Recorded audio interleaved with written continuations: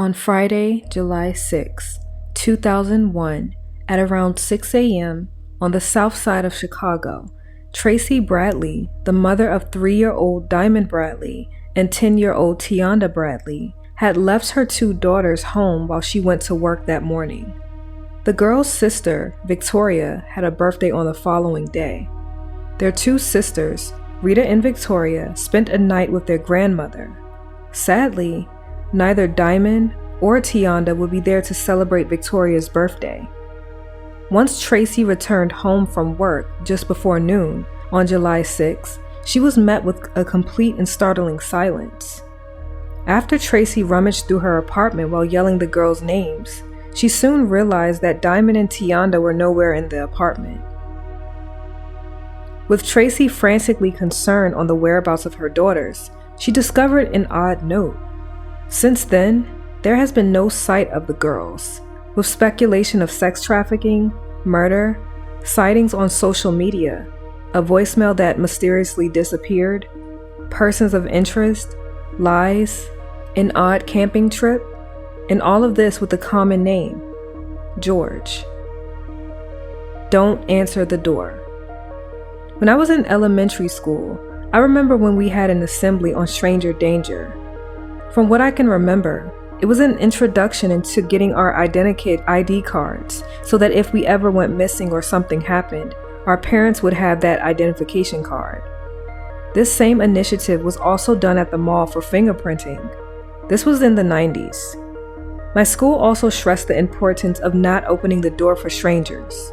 We were tasked with creating a code word with our parents and guardians so that if anyone came to our door and did not give that code word, then we are not to open the door because it's an obvious threat on the other side. Well, this is where we look deeper into the disappearance of Jadyn and Tionda Bradley.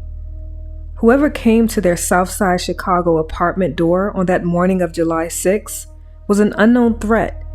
Or were they? Did the girls know who the person was on the other side of the door? We have a name, we have a voicemail. The girls did know the person, but where are the girls today? We will get into the case details of what we know, the investigation, facts about the case, the oddities in the case that can mean something, or some of nothing, the years of false promises, the recent update, and my opinion on what may have happened. We have a case that spans from Chicago to Morocco, with over 2 decades of mystery and oddities, all with one commonality. This is the Missing Found podcast. I'm your host, Jadyn Harlow. Before we get into the case, I have a few details to share about the show. The Missing Found is a true crime podcast focusing mainly on unsolved missing person cases in the Black community. The cases that I cover have either gone cold, have little to no media coverage, or have gone without conclusion. You can follow the show on Instagram at The Missing Found or on Medium at The Missing Found to read our original script. I also would like to mention that we have a case suggestion form in the show notes or description box that you can complete to submit your case suggestions that are of the Black and missing. We have a Patreon that's now available for you to become a member in our private community to discuss cases deeper beyond our case analyses through live discussions, ad-free episodes, gain complimentary access to our original script, early releases, and bonus content, and much more that's exclusive for members only. The show is now available on all major podcast platforms, including Apple, Spotify, and iHeartRadio. To access all things of The Missing Found, you can visit our website at themissingfound.com. I ask that you please like, share, and subscribe and comment to share your thoughts on this case. This is case episode 15. The disappearance of the Bradley sisters, Jadyn and Tionda.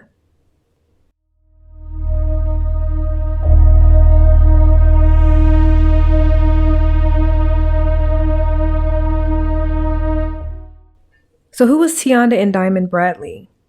Tionda Z. Bradley was born on January 20th, 1991 in Chicago, Illinois. Tionda is the second eldest out of the 4 daughters born to Tracey Bradley at this time. She has one older sister named Rita and another sister, Victoria, who was turning 10 the day after her disappearance. Tionda is described as a good girl who was smart, a gymnast who always won first place, loved dancing, outspoken, but also was described as timid around strangers or people that she did not know well or unfamiliar with. Tionda held her badge of being a big sister very high when it came to Diamond. She was a responsible 10-year-old and always walking around with Diamond on her hip, as Shalia Bradley Smith recalls, the girl's great aunt, as she told in an interview with Chicago Case Files. Tionda just had this shining light about her. Like steady running around the house, and she had these dark eyes that used to scare everybody. It was crazy. And Tionda, she like dancing, and she like ran her bike, but dancing was her favorite hobby, you know. Yeah, she used to do a lot of stuff. Like she used to always be in gymnastics. She always used to come in first place. She loved double dutch. She loved dancing, and she was just the outspoken one of us all. Even me, you know, we was laid back, and she used to just go out. Tracey Bradley, at the time, was a mother of 4. And at the time of their disappearance, Rita was 12, Victoria was 9 and turning 10, Tionda was 10, and Diamond was 3. Before we get into the actual case details, I want to introduce you to some locations that I will discuss in this case. Home. Lake Grove Village Apartments. This is where all 4 of the Bradley sisters live with their mother, Tracey Bradley. Their apartment complex was located in the Oakland area of Chicago and 5 miles from the Bronzeville area. School. Doolittle Elementary. Located only 2 blocks away from home, in the school Tionda took summer classes. Grocery store. Jewel's or Jewel Osco. The local grocery store that is located in the Lake Meadows Shopping Center. This grocer is located across from Doolittle Elementary. You will hear this store being called Jewel's. Tracey's employment location. In grandmother's apartment complex. Robert Taylor Homes. The public housing project in which Tracey worked and where her mother lived, now demolished. As we're about to go into the case details, I want to make one thing clear. George, nor anyone has ever been charged of any crime involving the Bradley sisters. For his privacy, I will not include a photo, any specific details about him, nor his last name. If you hear me mention the name George, which I will all throughout this case, there are 2 Georges in this case. One is a neighbor, and one was Tracey's boyfriend, George.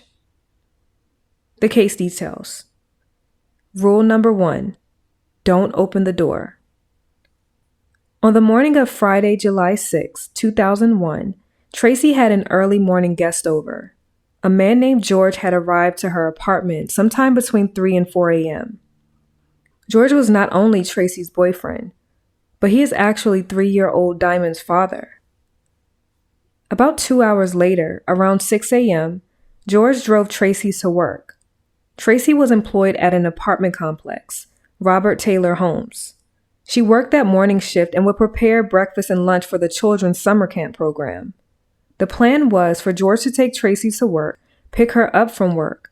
Together they would pick up the girls from the apartment, pick up the cake for Victoria's 10th birthday that was on July 7th, and head off to Indiana to Lake Schaefer for a spur-of-the-moment camping trip. Indiana is a little over 3 hours away in driving distance from Chicago. We will discuss the camping trip further into the analysis. Now on this early morning, Diamond was asleep, but Tionda may have been up for a moment when Tracey and George left that morning to start the short 8 to 10 minute drive to work at Robert Taylor Homes.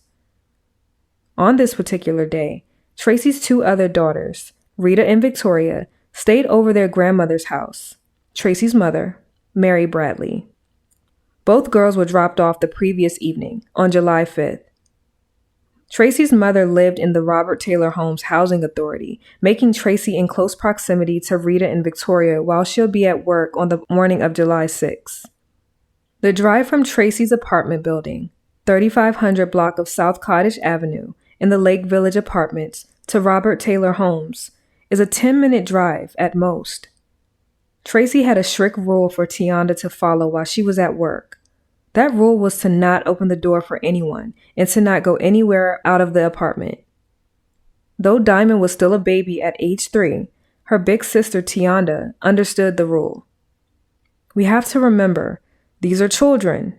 However, later this day, this rule was broken.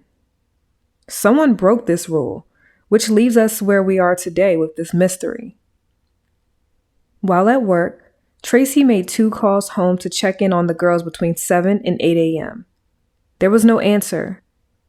Phone records have shown that there were other calls made to Tracey's apartment that went unanswered throughout the morning. There was also an outgoing call at 8:17 a.m. that was made from their apartment that went to her cell phone.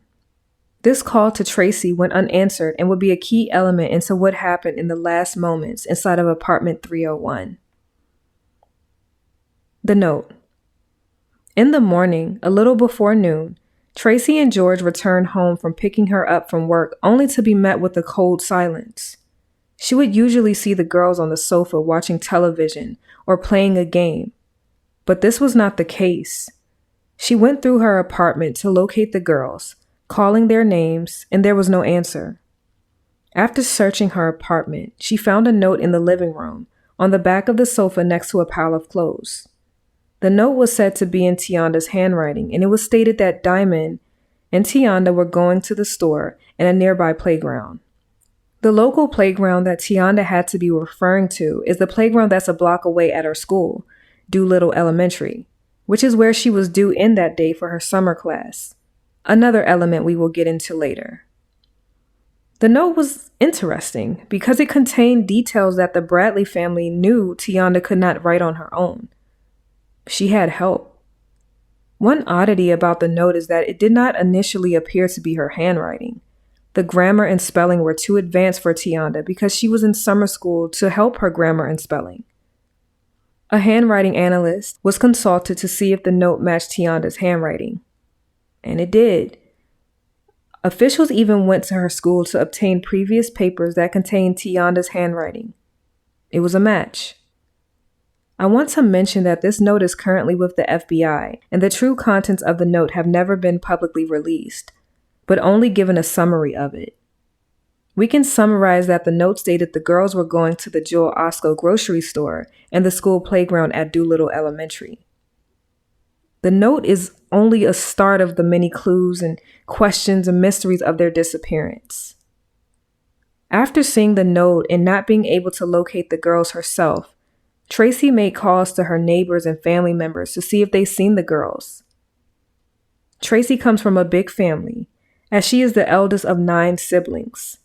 Surrounding them, dozens of family members lived in the area. With the girls not being nowhere in sight, between Tracey and her family, a search ensued with the canvass of the neighborhood. At this time, no police have been called and won't be called until 6 hours later. It has been stated from sources that George did not participate in the search for the Bradley sisters, not even for his own daughter, 3-year-old Diamond. However, he does dispute this claim. After an unsuccessful search with no sighting of the girls, hours later, at around 6 p.m., Tracey contacted the police and filed a missing persons report that reported Diamond and Tionda Bradley as missing. At this point, the girls have been missing for about 12 hours since Tracey and George left that early morning to head to work. Tracey explained that her reasoning for not contacting law enforcement sooner is because she was afraid of Child Protective Services getting involved because she left the young girls at home alone. Nearly 12 hours later, the search efforts. The Chicago police responded immediately. Statistically and subjectively, this is uncommon when it comes to missing Black children in urban areas. The missing Bradley sisters prompted Chicago's largest missing person search to date. The initial search was immense. The search covered the grounds, went door to door, use of police dogs to sniff parked vehicles, woods, railroad tracks, dumpsters, a lagoon, vacant lots, nearby businesses, and yards. No stone was left unturned. And at this time, all officers were on site to canvass the area for the girls. On the second day, police were in the air and on the water, using helicopters and the Marine unit in the intense search. A tip line was also set up by the Chicago PD. Several hundreds of tips came in, but none went anywhere. Tracey, the family, and close associates were all interrogated, including George. Both Georges, a neighbor and someone who babysat the girls, and George W., one of the last people to see the girls the morning of their disappearance, and someone who knew they were home alone. In the midst of the search, the initial report had reported the girls as missing and not abducted. This can be deceiving because it could appear the girls are runaways, which is not the case. Though it technically has not been physically proven the girls did not just run away, but we can assume that a 10 and 3-year-old just doesn't vanish without a trace, without the help of someone. They were taken. The report later changed to missing, endangered. The Unfound voicemail. Ma, George is at the door. The day after the disappearance of Diamond and Tionda, on July 7th, Faith, Tracey's sister, thought to check Tracey's voicemail to see if there were any messages. It was not clear if Tracey had ever checked her voicemail at any time during the search or that late morning, early afternoon that she came home. Faith had initially set up the phones on a family plan, so she had knowledge of the PIN numbers. Shockingly, there was, in fact, a voicemail left from Tionda from the morning of July 6 at 8:17 a.m., not too long after Tracey initially called home to check on the girls. You would think just 17 minutes later a call came through from Tionda, and right before that Tracey called home. I do wonder why Tionda did not answer the phone. It could have been a multitude of reasons. Though a great mention, it is an element that has not been looked into and may not be relevant since we can only start from the outgoing call made from Tionda. The voicemail stated, verbatim, "Ma, this is Tionda. Ma, pick up the phone. George is at the door. Can I open the door? He said we will be going to Jules to pick up the cake, then we're coming to pick you up from work." This voicemail alone is still one of the most prominent elements in this case today, 22 years later. As mentioned previously, there are two Georges. One George is the neighbor who sometimes babysat the girls, and he participated in the search. Then there's George W., Diamond's father, the man that Tracey had an on and off again relationship with and some back and forth on the court-ordered paternity on if Diamond was his child. George, the neighbor, went by a distinctive nickname, and the girls knew him by that name. It is assumed that the George that Tionda was referring to was George W., Diamond's father, Tracey's boyfriend. The only George that knew the girls were in apartment 301 by themselves that early morning. The following day, on July 8th, only 2 days later, the voicemail oddly vanished. It was no longer saved on Tracey's phone. It is not clear if the voicemail was accidentally deleted or if it were purposely deleted by someone. Tracey Bradley Smith, the girl's great aunt, who has been a strong advocate and forced to help keep this case in the media, doesn't seem to believe the voicemail was accidentally deleted. She has alluded to someone possibly deleting it. Shalia has stated that only she and God knows what happened to that voicemail. This could be true, but why delete it if it has already been heard by law enforcement? Again, this could have been by accident. Chicago PD claimed they did not delete it, and then you have some that have alluded to it being deleted by someone else. This has not been made clear, but we do know that an outgoing call was made from the Bradley residence, and a voicemail was left by Tionda. The voicemail is a prominent piece of evidence in this case. Not only is it assumingly the last call made from Tionda, but it also communicates who may have been on the other side of the door and was trying to gain access. The context clues are too strong to be coincidental. The voicemail clearly illustrates the plans that were communicated to Tionda to pick up the cake from the grocery store and to pick Tracey up from work. George W. was actually scheduled to pick her up from work. Specifically, he was Tracey's ride to and from work, which makes what Tionda said even more believable to have been George W. on the other side of the door. Are you following me? The voicemail breakdown. When you look at the voicemail, which has never been released to the public, you start to understand the subtle characteristics of Tionda. Tracey mentioned previously, Tionda knew not to open the door for strangers. She taught her children how to navigate their community and how to not open the door when she is not home. We also have to remember that George may not necessarily be a stranger because he was Tracey's boyfriend, and most likely the girls had some form of relationship with him, even if it were just short moments of communication. George was a familiar face. However, based on the voicemail left, Tionda knew not to open the door for him and to call her mother first. This is the rule she stuck by and abided to by her mother.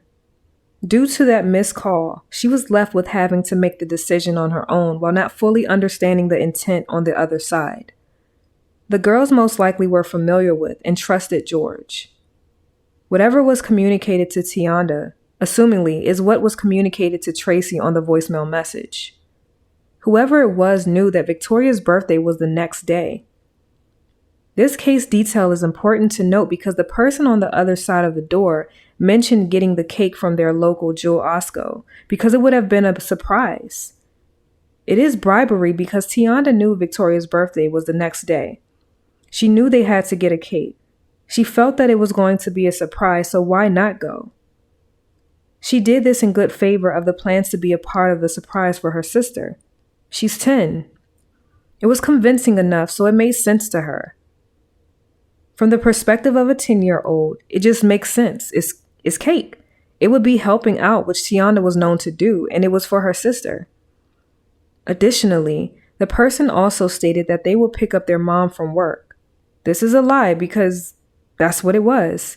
It further encourages Tionda to feel safe because soon the girls will see a familiar face, their mom. Tionda and Diamond leaving would have been okay, right? Since this is all for a surprise celebration and they will be picking up their mom shortly after, you would think. This is why I say the communication given to Tionda was bribery to make her feel comfortable enough to open the door by adding assurance of the plans. There most likely was no aggression involved that would make her feel uncomfortable. The plan in secrecy failed because Tionda called her mother. George most likely was not aware of Tionda calling her mother and probably did not know it was done until the voicemail was made known during the search. Had she not left the message, we would not know the name or assumed name of the person. Either it was George or it was someone posing as a George. Because the person was forthcoming with who he was and the familiar plans, she had her guard down. With her mother not answering the call, it made it a decision she had to quickly make. Open the door for George or ignore the door and ruin the plans for her sister's birthday. Her mom didn't answer, so she had to make her own better judgment, from a 10-year-old's perspective. We have to remember it was said that before Tracey and George left, she told Tionda to not open the door or go outside. George heard this direction, if this was in fact true, because he most likely was right there with Tracey when she told Tionda, if Tionda was even woke. Because it's not clear if this communication was made to her previously or on the morning of them leaving. I want to mention that it has been said that the Chicago Police Department claims they do not have the voicemail in their possession. However, the FBI may have it. This is also another element that has not been publicly confirmed. A missed day of summer school. On July 6th, Tionda was supposed to attend class. Tionda attended Doolittle Elementary School, which is walking distance from their apartment complex at Lake Grove Village Apartments, only 2 blocks away. Tionda was enrolled in summer classes at Doolittle, but officials stated that she was actually confirmed to be absent on Friday, July 6th, the day the girls went missing. It is not clear what time her classes started or why she was absent on this day. Tionda was in summer school to help with her writing and spelling, which pushes the notion further away that Tionda most likely wrote the note on her own without assistance or guidance. If Tionda would have attended summer class at Doolittle, then where would that have left Diamond? Who would have watched Diamond? Tionda and Diamond were not with their sisters who were at their grandmother's house. Tracey's mother. This absence was planned. Not with the school, but planned with Tracey, because if Tionda was supposed to attend school that day, there would have been a plan for someone to watch 3-year-old Diamond. It would have made sense for both girls to stay at the grandmother's house because it would put the girls closer to Tracey while she was at work. She would have not had to call home and risk Tionda not answering, since the girls would have been safe at their grandmother's house and in close proximity to Tracey, since she worked at the apartment complex. Remember, Robert Taylor Homes was only a 10-minute drive from Lake Grove Village Apartments, where the Bradleys lived. Having the girls stay at the former would have not only been safe but convenient for Tracey. Which leads me to my next question. What was the reason for the girls staying home if they had plans to celebrate Victoria's birthday in some form or fashion, since they were buying a cake? This part of the case I just can't make much sense of, since they were planning a camping trip that excluded the birthday girl, Victoria and Rita. Perhaps the reasoning behind it has been presented to law enforcement and just has not been made public. The camping trip. There was some talk about a camping trip being planned that weekend in Indiana at Lake Schaefer. The trip included George, Tracey, Diamond, and Tionda. It did not include Victoria or Rita. Victoria was turning 10 years old. Turning 10 is a milestone birthday. A big celebration is often had, of any magnitude at your preference, to celebrate a child turning 10. Why would Tracey plan to go on a camping trip the weekend of her daughter's milestone birthday? It just does not make sense. The camping trip was planned by George. The trip would have been 3 hours away from Chicago to Indiana. This camping trip never happened because the girls disappeared.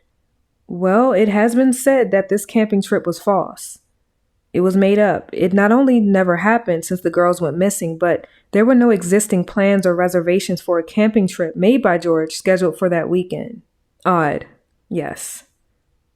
I want to also mention that there was some back and forth on whether George was Diamond's father. George did not believe he was Diamond's father, but a paternity test proved him to be her biological father only weeks before Diamond and Tionda went missing. The results came back a few weeks before the girls vanished. Though him and Tracey were an item, they had issues in their relationships, with an argument happening shortly before the girls disappeared. The call that cost 2 decades. As I stated earlier, it was said that Tracey made a few attempts to call home to speak with the girls. Assumingly, this call was to check on them to see what they were doing and if they were okay while she was at work. At neither time did she receive an answer. At 8:17 a.m., a call came through to Tracey's cell phone, which was from Tionda. Tionda called her mother's cell phone and ended up leaving the voicemail because Tracey did not answer, as I detailed previously. The person that came to the door had to know they were home alone, and they could not have come at such a more convenient time, knowing they were alone while their mother was at work, with no one expecting to come over in that short time frame from 6 to 11 a.m. You would think that if Tracey has been calling home to speak with the girls, she would have had her phone near her to hear the call in case they called back. Not only to not answer it, but once she was picked up from work by George, she would have checked her phone to call them again and see she actually missed a call and had a voicemail. I do wonder, what if Tracey answered the phone? How differently could this have turned out? The true identity of the person at the door would have been known, and then it would then question, why? Whoever it was, why would they be there? In just that short time window, knowing Tracey wasn't home. The surveillance cameras. Cameras are often brought up when you discuss the case of the missing Bradley sisters because for them to have left a note, leave their home, then someone must have some record of them on camera. The cameras were reviewed at the apartment complex, but the camera on their building was positioned upward, as Detective Foster states with the Chicago Sun-Times. He said that it could have been because residents did not want illegal activity to be seen on camera. The Oakland area in which the Bradleys lived had high crime, low income, and high unemployment. Reading that statement about the cameras from Detective Foster was not alarming to hear. Due to the cameras being turned upward, it missed a vital and key piece of detail when it came to locating the girls. It's not clear if the camera position had been tampered with for this assumed abduction, or it had already been tampered with. Whoever had anything to do with this, I'm sure they knew the area well and most likely saw the cameras were not positioned properly, giving them more influence and ease to move forward with this plan. The cameras were reviewed at Jewel Osco, the local grocery store that was mentioned by Tionda in the note. There were 2 girls seen on the camera, but it turned out to not be Diamond and Tionda. Most likely, they never even made it to the store. The Jewel Osco grocery store is a 3-minute drive and a 9-minute walk from their apartment at Lake Grove Village. The girls were never there on that morning of July 6, 2001, which contradicts the note and the voicemail. There is still a possibility that the girls could have just left and were taken along their route, whichever direction that would have been. There were students that said they saw Diamond and Tionda at the school playground early in the morning, and once it was time to go to class, the students went inside and both sisters left. We've seen cases like this, specifically the case analysis that I did on Alexis Patterson, a 7-year-old girl from Milwaukee who went missing after a walk towards her school, accompanied by her stepfather. Like with Diamond and Tionda's case, the kids said they saw Alexis on the playground crying, but she never made it into the school. The children from Alexis's case were a few years younger, so their recollection could have been from a previous day. This is typical with young children to recall an event that could have happened days ago, but they recall it as it recently happened. However, the children at Doolittle Elementary claim they did see the girls.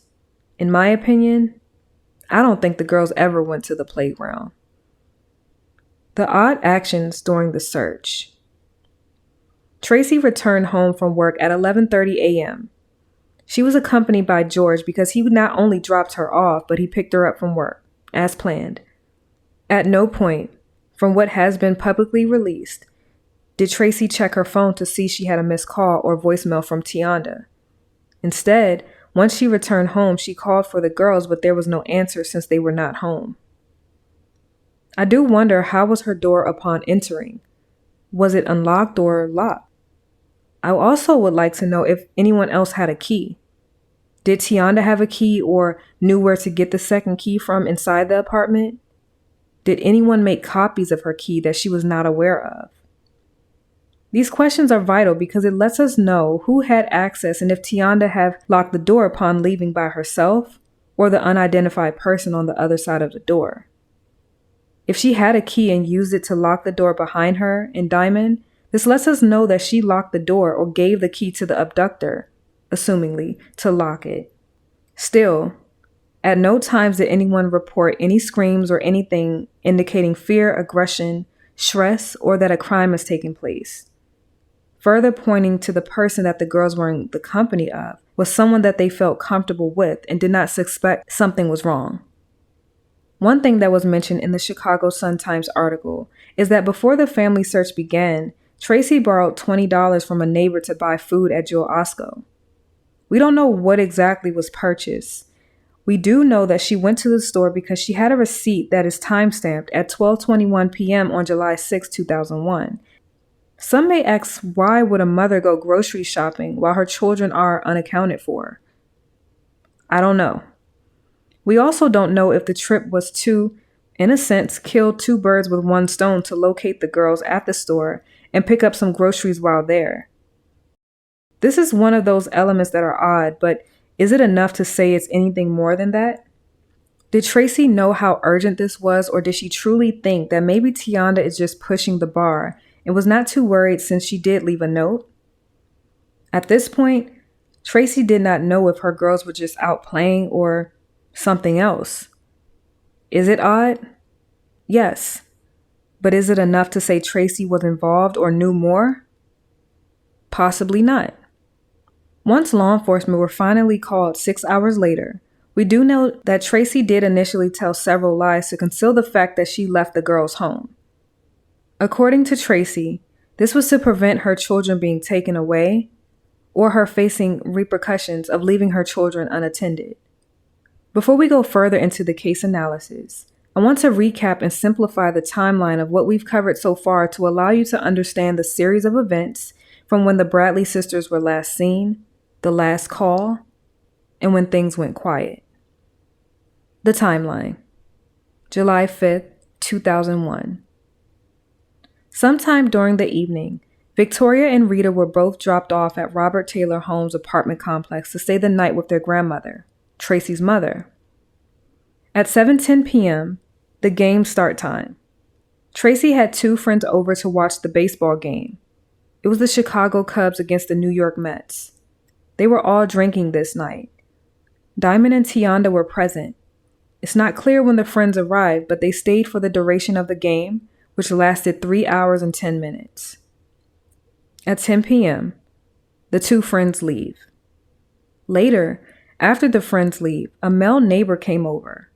But according to Chicago Sun-Times, he never came further than the front area of their apartment unit. He claimed to have not seen the girls. This does not mean the girls weren't there, just out of sight while he was there. July 6, 2001. The day the girls go missing. Between 3 and 4:30 a.m., George, Tracey's boyfriend, and Diamond's father arrived to the apartment where Tracey and her 4 daughters lived, Lake Grove Village Apartments. Diamond, Tionda, and Tracey were present. At 6:15 a.m., George spent the night at the Bradley residence. Then 2 hours later, he took Tracey to work at Robert Taylor Homes. Her shift started at approximately 6:30 a.m. Between 7 and 8 a.m., Tracey called home a few times, assumingly to check on the girls while she was at work. She was concerned but assumed they were asleep. At around 8:17 a.m., an outgoing call was made from Tracey's home to her cell phone. It was discovered that this was Tionda calling. This call went unanswered. She left a voicemail to say, quote, "Ma, George is at the door," end quote. This element was found out on July 7th, the next day. At 11 a.m., it is not clear the exact time George arrived to pick Tracey up from work. Both Tracey and George arrived to her home at around 11 or 11:30 a.m. to return to an utter silence. The girls were nowhere in sight. This is when the note was found on the back of the sofa next to a pile of clothes. At 12:21 p.m., Tracey went to Jewel Osco to purchase food after borrowing $20 from a neighbor. There is a receipt to support this timestamp for the grocery store visit. Between 12:30 and 6 p.m., Tracey, her family, and the community went searching for the girls by conducting their own ground search. At 6 p.m., police were finally called. A heavy search ensued. Tracey and George both were brought in for separate questioning for 22 hours. Family members and others were also brought in for questioning. This is where we're left with finding the girls. So far, we've covered the case details and search efforts. Now, I want to focus on George, Tracey's boyfriend and Diamond's father. The new development of Diamond being found, in my opinion. After their extensive questioning, both Tracey and George lawyered up. I want to make it clear that because someone gets a lawyer, it does not automatically mean that they're guilty. This protects their right to counsel, because just like the saying goes, anything you say can and will be used against you in a court of law. A completely innocent person can say the wrong thing and it can be used against them, which, in turn, puts their freedom and innocence at jeopardy. George and everything we know. When you really look at the facts of the case, you can't help but to focus on this one person, George. Not much has been shared about George except he is Diamond's father, the relationship he had with Tracey, and that he was employed as a welder. We know there were 2 Georges in the girls' lives, with one being a neighbor who would sometime babysit the girls, and Tracey's boyfriend and Diamond's father. As I stated, the neighbor George had a nickname that the girls referred to him by. The only George Tionda called George is Diamond's father, Tracey's boyfriend. We are informed about George because he is one of the last to see the girls, and his name was mentioned on Tracey's voicemail from Tionda, which has since been deleted. We just don't know which George Tionda was referring to. Though we've never heard the voicemail and only received the verbiage of it, It has been assumed that the George Tionda was talking about is George W., the man who was just at their apartment hours earlier to take their mom to work. George did confirm that he took Tracey to work, but denied returning back to their apartment after he dropped her off. What's interesting is George came over hours before he had to take her to work. I'm not sure if this was a regular occurrence, but why did he arrive so late to spend the night? What was he doing before arriving to the apartment that early morning? Was it just a late night visit so he can already be there to take her to work? Or was it something else? When I say something else, I'm referring to possibly understanding the moving parts of the environment and routine. Even after George dropped Tracey off, where did he go? At some point, he would have had to go somewhere until it was time to pick her up from work. If he didn't go back to the Bradley residence, then where did he go? Did he go home? This is important to know because you would think he had to go somewhere to at least rest until it was time to pick her up or get things ready for this trip to Lake Schaefer. He would have had 5 hours of downtime from the time he dropped Tracey off until the time he had to pick her up. According to reports, he gave conflicting stories of his activities after dropping Tracey off from work. We also don't know his work schedule to know if he got off work then went straight to Tracey's home. George was questioned and investigated, but not enough details were there to formally charge him of any crime. Do I think there were some elements that were missed that Chicago PD could have examined further? Absolutely. George has always maintained his innocence, even still today. Evidence pointing to George. Evidence 1. Law enforcement discovered that George had a receipt in his home from a recent purchase. The receipt was from Home Depot. It was for the purchase of gloves, bleach, and large contractor bags, all of which were found in his garage. Evidence 2. A strand of Tionda's hair was found in his trunk. George said that he would sneak the girls into drive-in theaters in the city. Law enforcement made mention that there were no drive-in theaters in the city and only in the suburbs at that time. Evidence 3. 4 teenagers and 3 neighbors said they saw George setting fire to something in a 55-gallon drum in his backyard garage. This occurred 10 miles south of the girl's home. He was then seen putting the barrel into his trunk and driving away.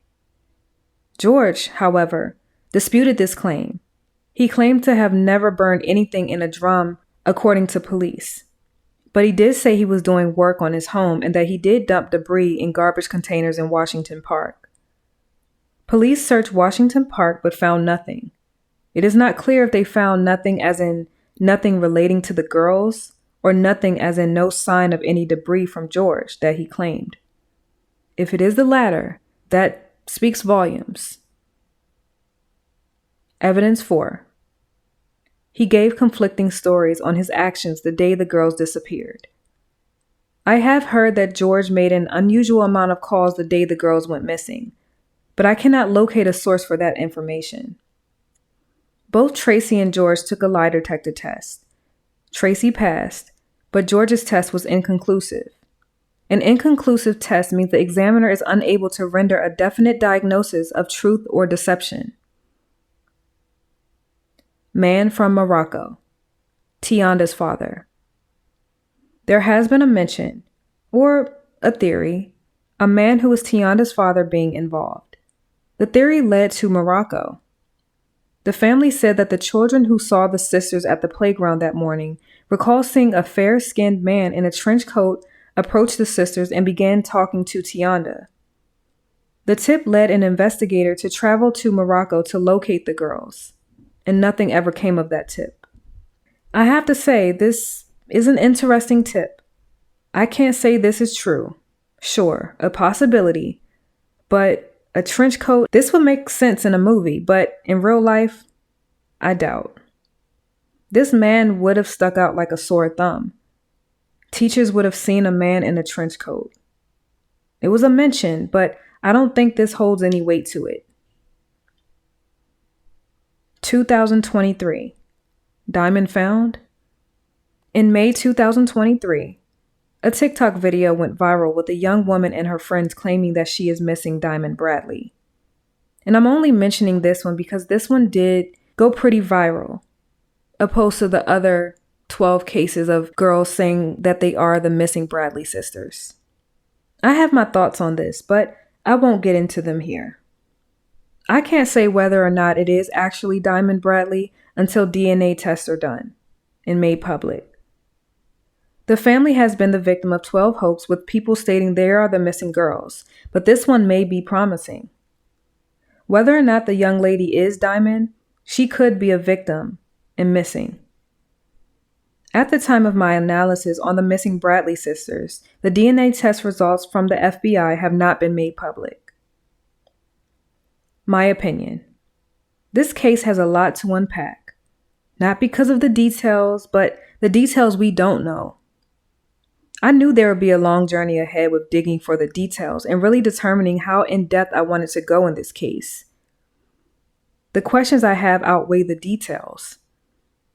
I've watched several interviews, read articles, maps, and a host of other elements that I've reviewed to develop a thorough analysis. Even still, there is more to discuss, more than I can cover in just one case analysis and on one episode.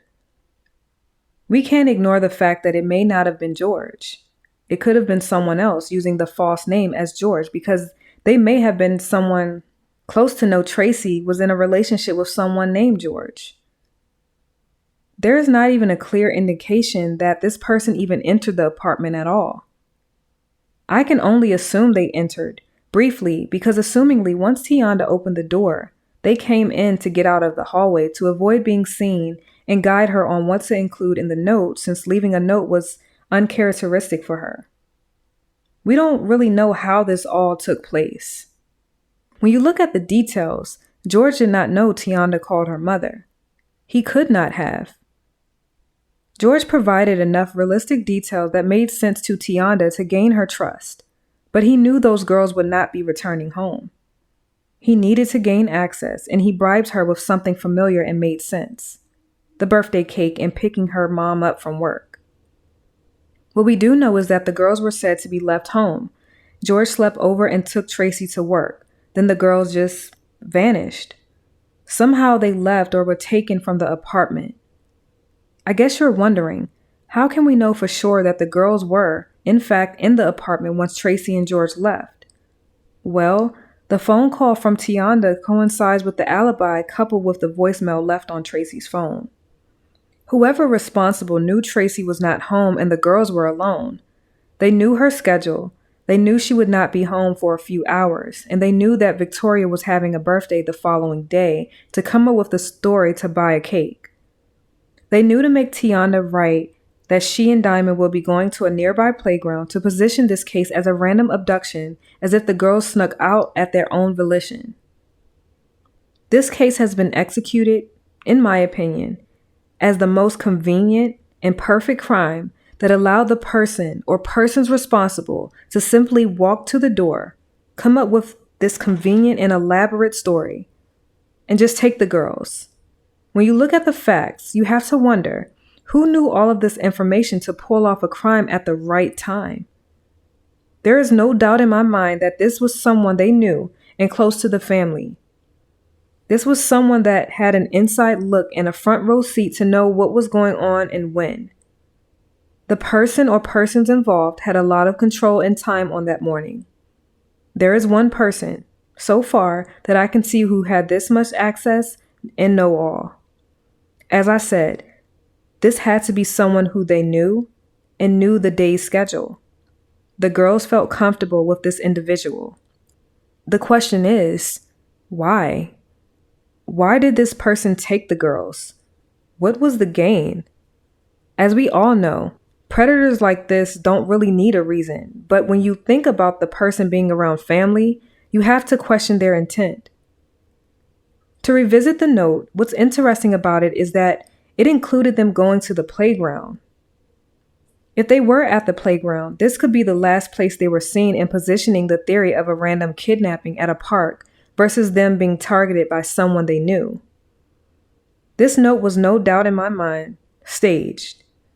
Tionda was coached on what to write and how to write it, which explains why the grammar was perfected, which is the very thing she was taking summer classes for to improve on.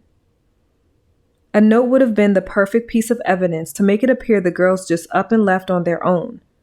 The person on the other side of the door most likely did not know Tionda called her mother. This is where the plan became interrupted. Had this person known that, everything most likely would have been called off because a name was revealed. Tionda did exactly what she was supposed to do: call her mother.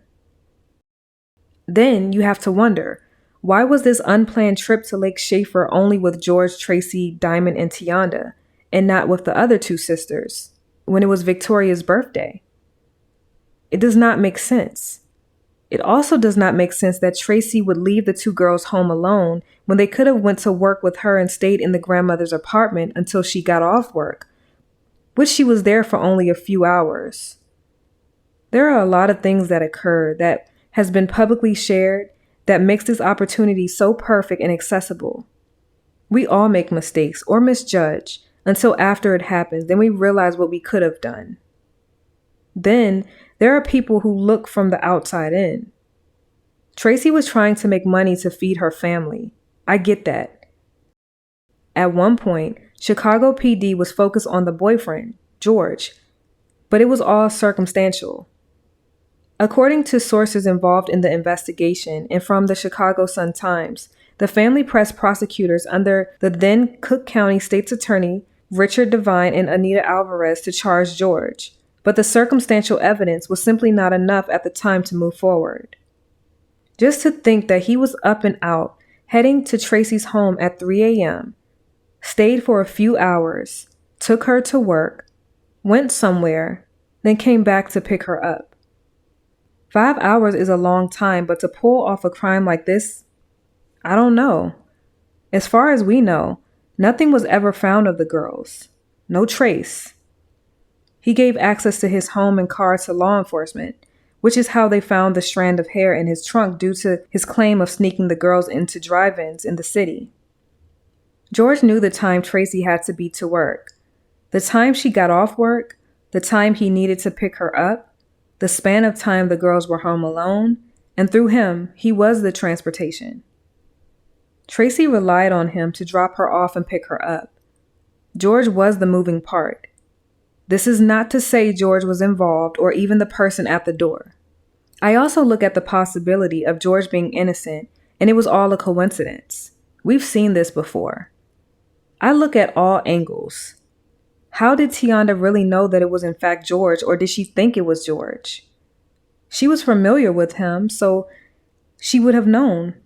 In order for her to have left that voicemail, she would have assumingly confirmed that it was George in order to ask her mom if she could open the door specifically for him. Or Tionda could have looked out of the peephole and saw that it was George. This detail is not known, and truly only Tionda and George would know this answer. Whichever George.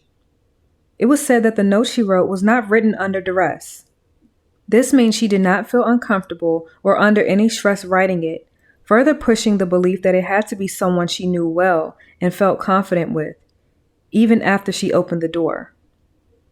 According to relatives, though not confirmed, it has been said that Chicago PD did not secure the apartment unit, which can severely compromise the scene of what we now know as a potential crime scene. Investigators, family, and police had access in and out of the apartment. Investigators have never confirmed or denied this claim. Tracey was uncooperative in the initial investigation.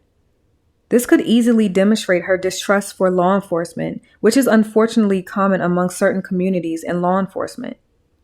Or it could mean something else. Tracey received a lot of public scrutiny from those in her community. They placed blame on her, a mother who went to work to feed her children and provide even the most basic needs, turned into 2 decades of unanswered questions. It's been a little over 20 years. This family needs answers. It's a case that is a convoluted mystery that's missing a few key pieces. You can look at it as it's missing some details, or you can look at it as there are enough details that just don't add up. At the end, We want to know what happened and why. Who would want to make these girls disappear? Who had a reason to make this happen?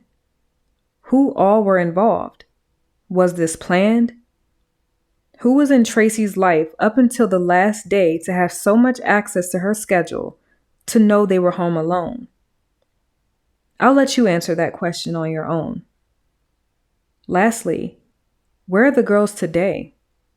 No trace evidence was ever found that we know of.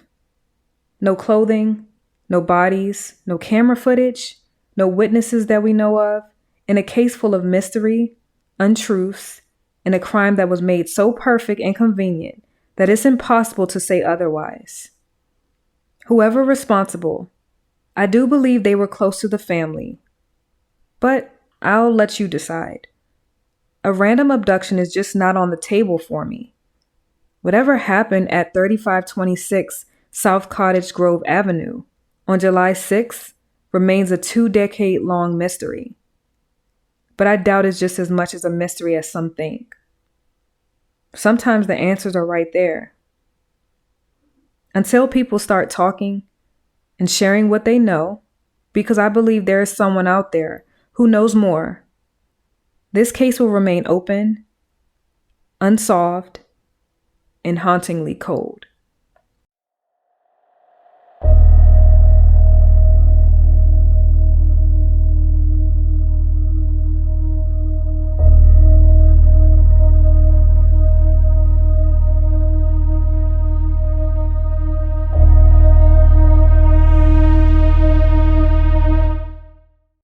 At the time of Diamond's disappearance, she was 3 years old, stood at 3 feet and weighed 40 pounds.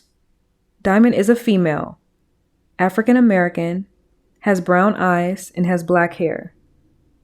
Diamond has a medium complexion and wore her hair in braided ponytails with purple ponytail holders.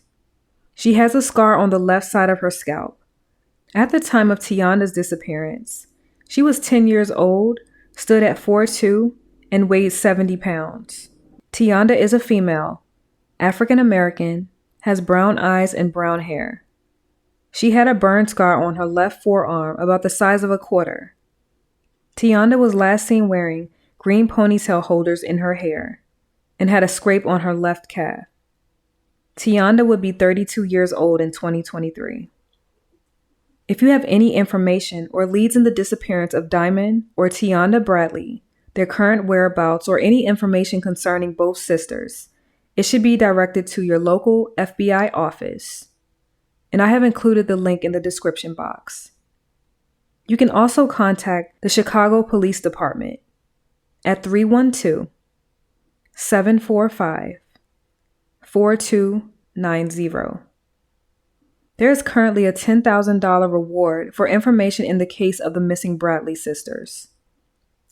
I want to thank you for your viewership of Diamond and Tionda's case. Their family is still awaiting answers. We know people just don't vanish.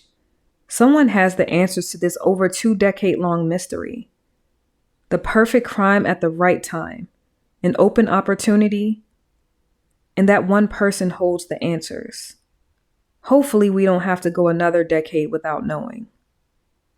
As always, please be safe, be vigilant, and always be aware of your surroundings.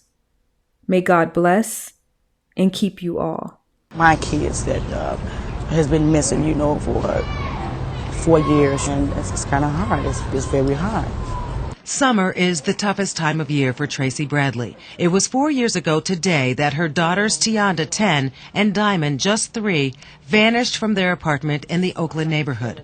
Bradley says whoever took the girls also took a huge piece of her heart and her life. In your heart, though, you must wonder who would wanna hurt you. I don't know, and it just hurts a lot, and it's going to continue hurting until they return. Have I not commanded you? Be strong and courageous. Do not be frightened, and do not be dismayed. For the Lord your God is with you wherever you go. Joshua 1, verse 9.